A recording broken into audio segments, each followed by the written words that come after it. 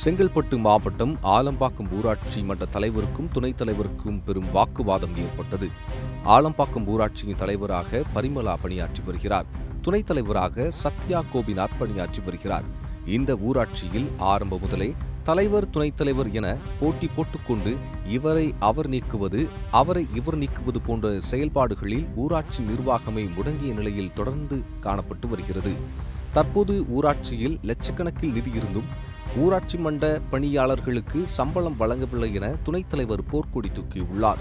நேற்று முன்தினம் மாவட்ட காவல் கண்காணிப்பாளர் அலுவலகம் எதிரே உள்ள திடலில் முதல்வர் வருகைக்காக சுத்தம் செய்வது போல் கவுன்சிலரின் கணவர் திருமலை மீது துணைத் தலைவர் சத்யா அடுக்கடுக்கான புகார்களை தெரிவித்துள்ளார்.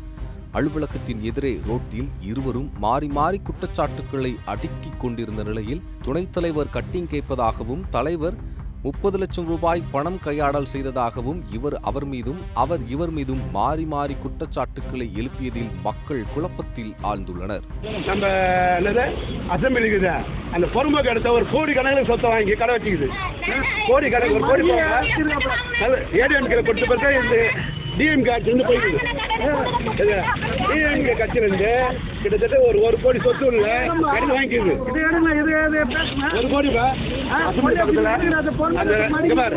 தலைவர் துணைத் தலைவர் பதவி ஏற்றவொடனே 1 கோடி சொத்து உள்ள இடத்த பற்றி தான் மீட்டுக்கிறாங்க.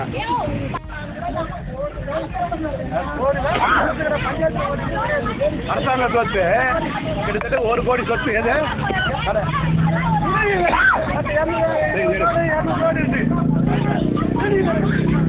வீட்டுக்காரன் போய் பீடி இருக்கான் பாருங்க. இடம் இருக்கு.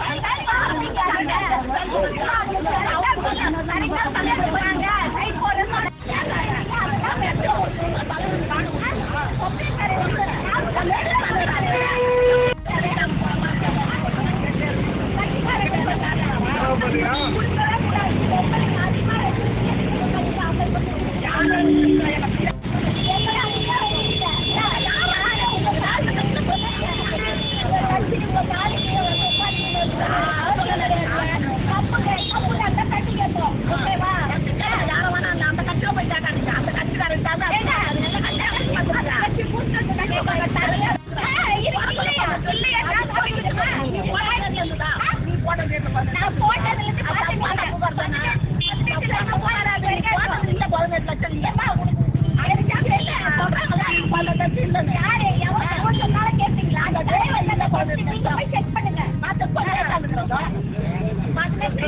பணம் இருக்குது. பஞ்சாயத்துல இருக்குது. லட்சமா வாங்குங்க கட்டில போய். ஆமா நீ பாக்க உட்காந்து இருக்க தலைவரா நீ செயல்பட்டா இந்த ஊரை சந்தோஷமா இருக்கும். மக்களும் சந்தோஷமா ஒரு வரி போடல. பஞ்சாயத்து ஆஃபீஸ் செயல்படல. இதெல்லாம் ஒரு பஞ்சாயத்து ஆஃபீஸ். சம்பளம் போட முடியல. 18 லட்சம் ரூபாய் பணம் இருக்கு. அந்த திருமலை அவரோட தனி விருப்பு வெறுப்புக்கு தான் இது எல்லாம் இந்த பஞ்சாயத்தே செயல்படுது. இதை எந்த நிர்வாகம் தட்டி கேட்கணும்னு தெரியவே இல்லை.